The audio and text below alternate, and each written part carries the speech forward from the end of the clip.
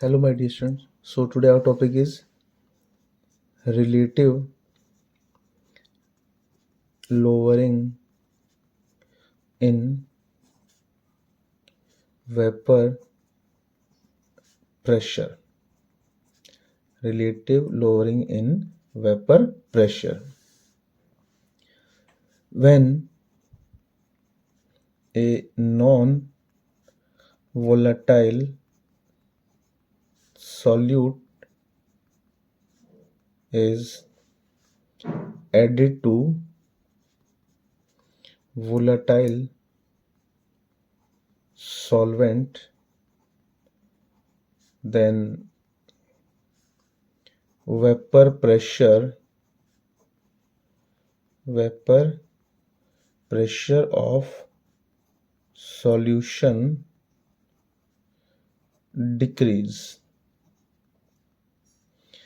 So when a non-volatile solute is added to volatile solvent, then vapor pressure of solution decrease. Because जब भी कोई non volatile solute volatile solvent में mix किया जाता है तो बॉइलिंग पॉइंट बढ़ जाता है, जिसकी वजह से वेपर प्रेशर क्या हो जाता है, घट जाता है.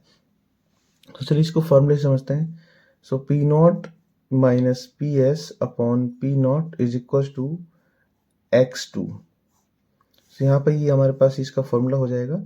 सो पी नॉट का मतलब होता है बेटा vapour pressure of pure solvent, और पीएस हो जाएगा हमारे पास vapour pressure of solution. So आप देखेंगे तो डिफरेंस क्या है हमारे पास, P not minus P S, यानी कि हमारे पास जो ज़्यादा वेपर प्रेशर होगा वो किसका होगा, प्योर सॉल्वेंट का होगा. कम वेपर प्रेशर किसका होगा, सॉल्यूशन का होगा. तो हम उसका डिफरेंस निकालेंगे तो हमें पता लग जाएगा भाई कितना वेपर प्रेशर कम हुआ. इसको रिलेटिव हम बोल रहे हैं, इसका मतलब हमें इसको किससे डिवाइड करना है, यहाँ पर हमें पी नॉट से डिवाइड करना है, और इक्वल्स टू किसके होगा, ये mole fraction of solute. So x2 हमारे पास क्या हो जाएगा, मोल फ्रैक्शन ऑफ सॉल्यूट. सो हमने यहाँ पर जो माना हुआ है 2 का मतलब हमने माना हुआ है सॉल्यूट, और 1 का मतलब हमने माना हुआ है सॉल्वेंट. अब देखिए अगर मेरे पास x2 है तो हम इस फॉर्मूले को और भी एलोबरेट कर सकते हैं, जैसे P not minus P S upon P not is equals to. अब x2 को ओपन करेंगे तो x2 क्या है मेरे पास, मोल फ्रैक्शन ऑफ सॉल्यूट. तो मोल फ्रैक्शन क्या होता है, number of moles of component upon total number of moles of all components. तो हमारे पास 2 का मतलब क्या है, यहाँ पर हमने क्या माना हुआ है, सॉल्यूट. तो हमारे पास क्या हो जाएगा, number of mole of solute upon number of mole of solute plus number of mole of solvent.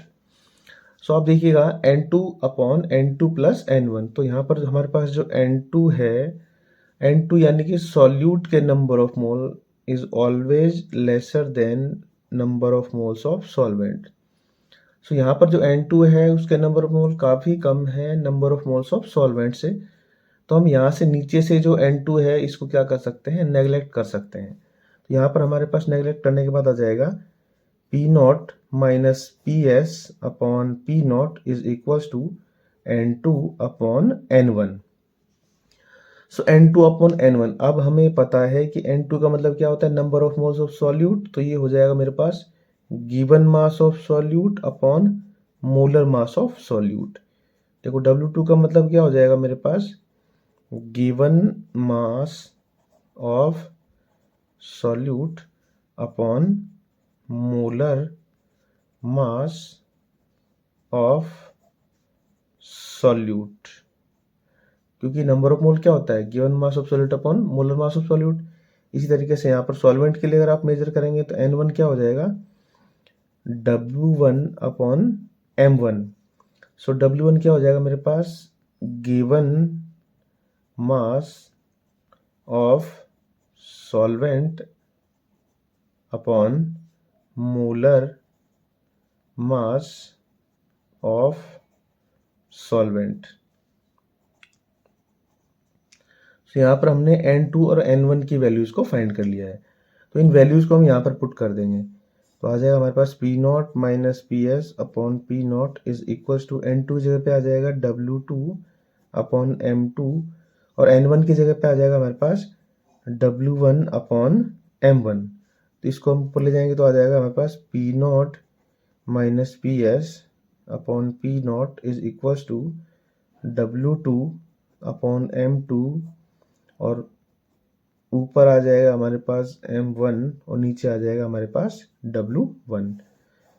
So यहाँ पर ये हमारे पास जो फॉर्मूला है किसका है हमारे पास relative lowering in vapour pressure. तो हमारे पास P not minus P S upon P not equal to क्या आ जाएगा W2 upon M2 into M1 upon W1। सो चलिए इसको एक क्वेश्चन से समझते हैं। सो क्वेश्चन है हमारे पास the vapour pressure of pure benzene at a certain temperature is 0.850 bar. A non-volatile, non-electrolyte solid weighing 0.5 gram is added to 39 gram of benzene. Molar mass is 78. The vapor pressure of the solution then is 0.845 bar. What is the molar mass of the solid substance? So जो चीज़ें हमारे पास दे रखी है पहले हम उनको note down करेंगे। Vapour pressure of pure benzene, तो प्योर बेंजीन हमारे पास यानी कि हो जाएगा हमारे पास पी नॉट। तो पी नॉट का वैल्यू हमारे पास दिया हुआ है 0.850 बार और नॉन इलेक्ट्रोलाइट सॉलिड वेइंग 0.5 ग्राम। तो जो सॉलिड का वेइंग हमें दिया हुआ है यानी कि वेट दिया हुआ है W2, ये कितना आ जाएगा मेरे पास 0.5 gram is added to 39 gram of benzene. अब सॉल्वेंट का वेट कितना है हमारे पास 39 ग्राम। इसी तरीके से जो मोलर मास दे रखा है हमारे पास बेंजीन का यानी वो हो जाएगा M1, ये कितना दे रखा है हमारे पास 78 ग्राम और हमसे पूछा गया है molar mass of solid substance यानी कि M2 का वैल्यू हमें पूछा गया है और ये कह रहा है कि भाई जो सॉल्यूशन है उसका जो वेपर प्रेशर है वो कितना हो जाता है घटकर 0.845 बार। तो ये हो जाएगा हमारे पास PS इक्वल्स टू 0.845 बार। सो हमारे पास इतनी चीज़ें दे रखी है। अब हमें फाइंड करना है मोलर मास। तो मोलर मास देखिए किस तरीके से फाइंड करेंगे। हमारे पास फॉर्मूला भी हमने किया है P not minus P S upon P not is equals to W2 upon M2 और ऊपर आ गया था हमारे पास M1 और नीचे आ गया था हमारे पास W1।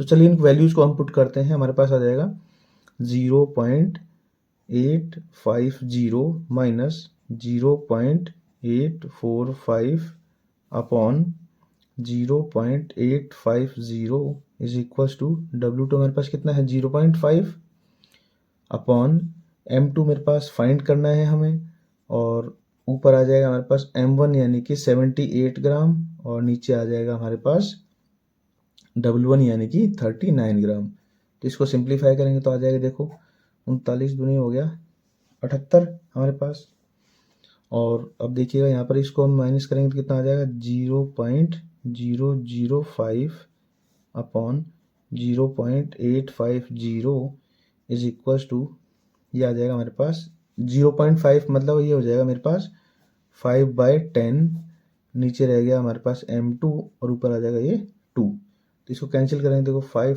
2 जा 10 और ये कैंसिल हो गया इधर यानी कि मेरे पास आ जाएगा यहाँ पर 0.005 अपॉन 0.850 इज इक्वल्स टू इसको सिंप्लीफाई करेंगे तो ये आ जाएगा मेरे पास 1 अपॉन M2। अब इसको क्रॉस मल्टीप्लिकेशन कर दिया जाएगा तो हमारे पास आ जाएगा M2 is equals to 0.850 upon 0.005 यानी कि हमारे पास इसका पॉइंट सॉल्व किया जाएगा 85 अपॉन 5 ऊपर आ जाएगा मेरे पास 1000 और नीचे आ जाएगा मेरे पास 100। तो इसको जीरो से कैंसिल आउट कर देंगे यहाँ पर 5 2 जा 10। तो यहाँ पर जो M2 है ये आ जाएगा हमारे पास 170 ग्राम। तो इस तरीके से हमने फाइंड किया है molar mass of non electrolyte solid का। तो इस तरीके से हम relative lowering in vapour pressure के क्वेश्चन को सॉल्व करते हैं। अगर मेरी वीडियो आपको पसंद आई हो तो प्लीज़ इसको लाइक करें, फॉलो करें, सब्सक्राइब करें और बेल आइकन को जरूर प्रेस कीजिएगा ताकि हमारी आने वाली नोटिफिकेशन का आपको जल्दी से जल्दी पता लग सके। Thank you.